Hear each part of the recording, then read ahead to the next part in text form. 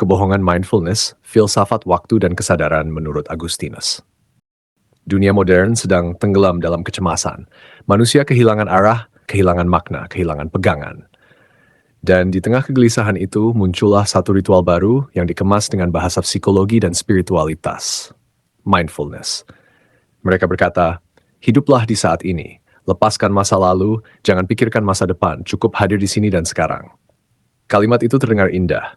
Tapi, apakah benar kita bisa hidup di saat ini?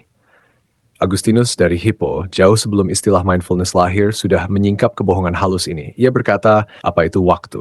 Ketika tak ditanya, kita tahu. Tapi ketika kita mencoba menjelaskannya, kita tidak tahu.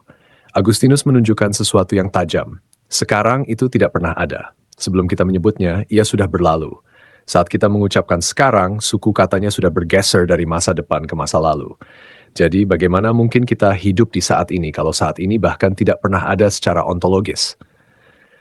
Yang disebut now hanyalah batas tipis antara dua ketiadaan, masa lalu dan masa depan.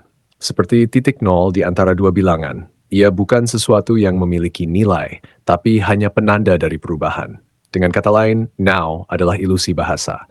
Dan hidup di saat ini adalah bentuk halus dari pelarian terhadap realitas perubahan itu sendiri. Mindfulness menipu manusia dengan keheningan, tapi bukan dengan pengertian.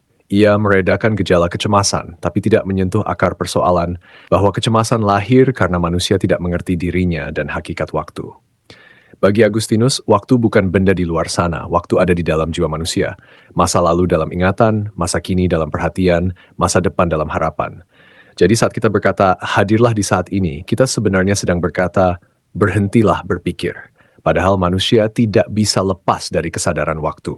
Justru kesadaran itulah yang membuatnya manusia.